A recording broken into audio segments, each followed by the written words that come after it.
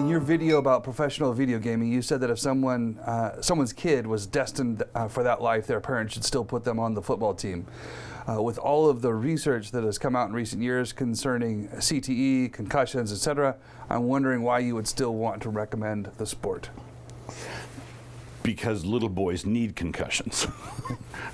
or I'll put it this way, they don't need concussions. They need to be involved in activities that run the risk of concussions. And if you protect them from that, if you wrap them up in cotton batting and make sure that everything they do from the time they're mobile to the time they go off to college is with them wearing a helmet, then you're creating the kind of wounds that don't bleed physically, but you're making far more of a mess than the possible risk of a broken bone or a concussion. We are a materialistic society that's consumed with the body, with health, as though this life were everything. Right? And nobody says, well, maybe a concussion is good for their soul. Right. Because we don't act like we have souls. So how do you balance then? There are things that as we mature scientifically and other ways, there are things we're realizing, oh, maybe that was a bad idea. Yeah. And we correct those mistakes. I remember you once describing as a kid running behind the truck that sprayed, what was it? DDT. So you run and dance in the DDT spray, and then in retrospect you think, that explains a lot. maybe that explains it. So how do we balance things like so for instance, as a kid, we rode our bikes everywhere and never ever wore a helmet. Now I want my kids to wear a helmet because I would prefer that they not get their heads crushed. How do you balance growing and maturing where we start to see, oh, we should fix that, we should not, maybe it is a good idea for us to wear seat belts. How do you address the growing maturity with the need to just let people be dangerous, the need to experience a dangerous situation so that you can grow through it? Right. One of the things I'd look at is what kind of culture, what kind of society is making these discoveries. Right.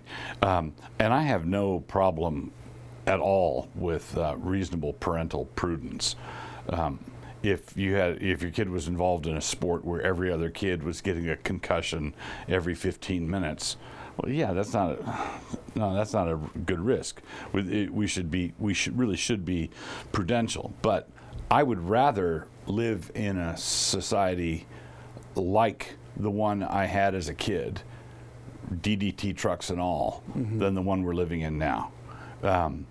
Because I believe everything is this is a difference, a distinction I learned from Thomas Sowell, which I think is really appropriate. And he said the difference between liberals and conservatives fundamentally is that conservatives think in terms of trade-offs. Liberals think in terms of solutions.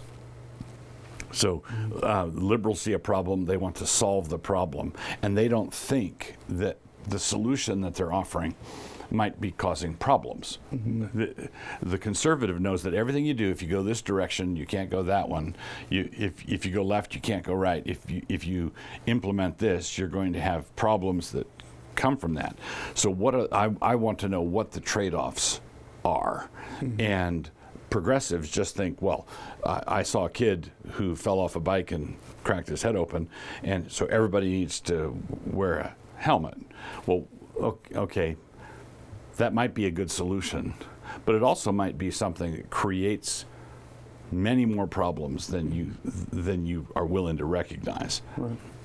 So the trade-off here being stuck in a sentimentality that is stuck where you're raising a generation of wimps. Okay. Right? You're raising people who don't know how to take a risk in any area, in any department. And then of course you get, I believe, because in our generation we've so emphasized safety, that has generated an overreaction in some extreme sports, right? Which I look at some of those things and say, okay, that's just plain nuts. Somebody needs to get a life, right? And I think it's like someone losing balance on a bicycle. They start to wobble left and then they wobble right. I think that we need to recognize that not all problems are physical, not all, basically, we have a epidemic of effeminacy. Effeminate males are far more of a problem for us than concussed males. Yeah.